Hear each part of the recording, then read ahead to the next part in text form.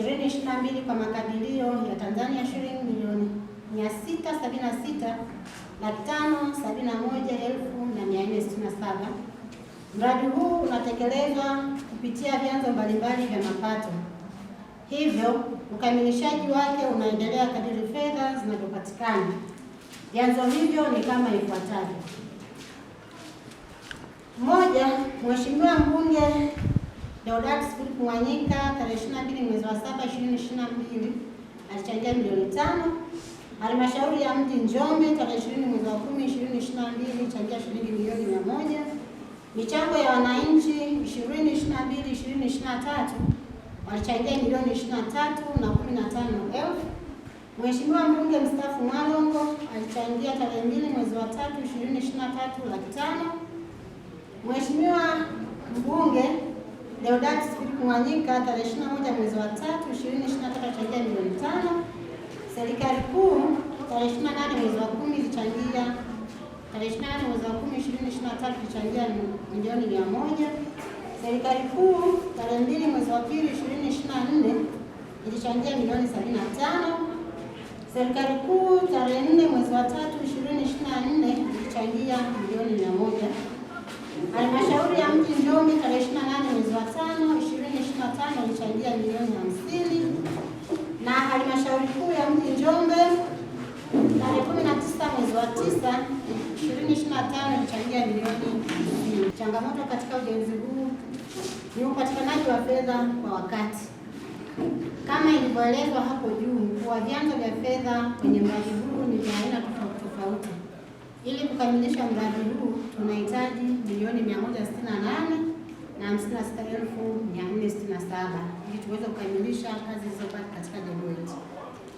Kazi hizo ni hizi zifuatazo: kupachika topu za milango, kuweka aluminium kwenye madirisha, kubandika marumaru madarasa 4 na ofisi 2 za chini kwenye ground, kupaka rangi jengo zima, kuweka mfumo wa maji na umeme wa awamu ya pili, ujenzi wa mfumo ya maji taka kwenye ofisi za walimu, ununuzi wa samani ambazo ni viti na meza kwa ajili ya wanafunzi na walimu, na fedha za ufundi. Na nafanya tathmini hii kwa awamu. Awamu ya kwanza ni kuona haya ambayo tumeshayaweka sakafu yanakamilika kwa maana ya top, milango na rangi. Nafikiri status wewe mwenyewe unaiona kwa maana ya hatua ya ujenzi iliyopo. Vitu vilivyobaki ni vichache ambavyo haviwezi kuzuia madarasa haya kutokutumika. Tukukaribishe tena kwenye mradi huu wa madarasa 8 ya ghorofa.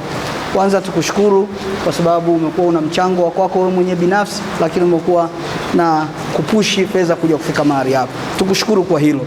Lakini nadhani wataalamu wetu wamekwisha kuzungumza. Mimi sitakuwa na maneno mengi, niombe tu uendelee kwenda kutusemea na kupushi tuweze kupata fedha kwa ajili ya kumalizia haya madarasa na tuweze kuendelea, watoto waweze kuanza kutumia, kwa sababu mradi umeanza muda mrefu, na sasa tukipata fedha kwa ajili ya kumalizia tutashukuru, na tunaamini hili liko ndani ya uwezo wako Mheshimiwa, na kuja kwenye ziara hii ninaamini tutakwenda kupata majibu na mradi huu utakwenda na ziara hii imenifikisha hapa jengo la ghorofa. Bahati nzuri Uwemba hapa ghorofa ilianza zamani sana. Hii ni tunaongezea tu, lakini kwa maana ya shule ndio shule ya kwanza katika mkoa. Hongera sana. Kwa hiyo nimekuja kuangalia, na nia ni kwamba tunakwenda kwenye kikao cha budget. Napitia kwenye miradi ambayo iko ndani ya roho yangu, kwa maana ya kutaka kujua wamefika wapi, wanakwendaje, halmashauri itasaidia kiasi gani, na kama kutakuwa na gap na mimi kwa nafasi yangu niweze kusukuma mradi huu. Mimi sitaacha kuwapongeza wananchi wa kata ya Uwemba, vijiji vyote walikuwa na uthubutu.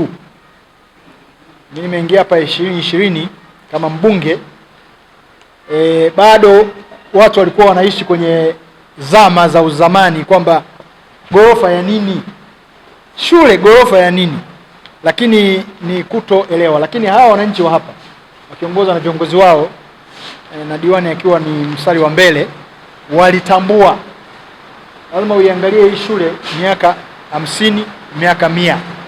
Wenzetu walijenga hapa tayari na miaka zaidi ya 50. Kwa hiyo walipofikia ndio tukawa tumekwama, kwa maana ya kwamba wanafunzi wanaongezeka, shule inatanuka, eneo dogo. Sasa ukiendelea kujenga madarasa ya chini ni shida. Kwa mimi nashukuru kwamba tulitambua hilo, tukatekeleza mradi, tukapata vibali. Na nashukuru sana madiwani kama alivyosema msoma taarifa. Walifanya maamuzi mazuri kwa wakati ya kusema tuwe na shule ya ghorofa. Kwa hiyo nimeelewa kitu kinachotakiwa hapa, fedha zinazotakiwa, na bahati nzuri mwakilishi wa mkurugenzi ameongea kwamba na wao wameshafanya tathmini, engineer amepita hapa, ameelewa mahitaji ya kwenda mbele ni nini, yatagharimu kiasi gani. Tunaongelea milioni 168. Kwa hiyo kwa utaratibu wa halmashauri wataangalia kiasi gani wanaweza wakafikisha kwenye bajeti zao, lakini watakapokwama hawahitaji kukwama. Na mimi kwa nafasi yangu kama mwakilishi, na nina njia zangu vile vile, hata hela zilizotumika hapa milioni 500 na kitu, kuna nyingine tumezitoka TAMISEMI, nilizitafuta mimi kwa nafasi yangu kama mbunge nikazileta hapa. Kwa hiyo nimeangalia, nitakwenda kushughulika kuona ni kiasi gani waweze kutusukumia fedha. Ingawaje sasa kwa Uwemba hawa watu wanajiongeza, wameshaweka na mradi mwingine wa mabweni. Sasa nimeenda kutafuta hela za mabweni, sasa kusukuma zote mbili inaweza kawa kidogo shida, lakini napongeza, kazi imeenda vizuri. Kwa haraka kwa ujumla inaonyesha milioni 500. Jamani, si mnaona inaonyesha, ingawaje niombe sasa, mambo yameshafanyika, lakini macho yangu mimi ni makali sana kwenye kuweka madirisha, tutapata shida kidogo. Nimeshamwambia engineer, yaani kwa macho yangu ya haraka tu hizi koplo za madirisha za milango zitatupa shida. Mimi ni mjenzi, nishajenga sana, naona ile lura ile haijakaa sawa. Kwa hiyo kama tunatumia madirisha gani, si aluminium, maana lenyewe limenyoka, kwa hiyo majibu yatatoka tu. Kwa hiyo kama kuna haja ya kufanya marekebisho mapema lazima mfanye, hamna ujanja. Ukiangalia ile dirisha unaona kabisa linacheza hivi, ukipiga ile aluminium hapa matundu kote huko. Kwa hiyo nadhani engineer naye ameona. Kwa hiyo nadhani ni mambo madogo tu. Tiles hapa kiwango kizuri, zimekaa vizuri, hata ceiling iko vizuri na vitu vingi viko vizuri. Nadhani shida yetu wa Tanzania, na hii nimelisema na nilirudia, bado kwenye kumaliza vitu. Sisi nadhani dirisha ni vipimo, yani na vipimo mpaka milimita. Kwa hiyo ukiangalia haya kidogo hayaendi kwenye milimita. Ndio maana tumesha ile shule pale, nimepigania tumeleta shule ya uhandisi amali au shule ya amali uhandisi, ili mafundi wetu wajue kwamba unatakiwa ujue vipimo na ujue kwamba nyumba sio kujenga, nyumba ni finishing, umaliziaji kwa kiwango cha juu. Sasa inaonekana nzuri na rangi tukipaka itakuwa nzuri, lakini unaweza kuona vitu vidogo ambavyo vinafanya nyumba. Lakini kwa ujumla halmashauri ya mji Njombe na wapongeza, hili jengo mlisimamia katika mazingira magumu. Fedha zilikuwa zinakuja kidogo, lakini tumefika mahali pazuri pa kwenda tu kukamilisha hizo 100. Nadhani itakuwa jengo moja ya majengo ya mfano, masaisho madogo yakifanyika. Tuendelee kushirikiana. Niwashukuru sana kamati ya ujenzi ya shule kiongozwa na mwalimu mkuu na pamoja na wazazi, na nyinyi mmesimamia hili jengo, yaani kwa umoja wenu. Mheshimiwa diwani, kamati zako chini ya kamaka mmesimamia vizuri ujenzi hapa, mimi nawapongeza.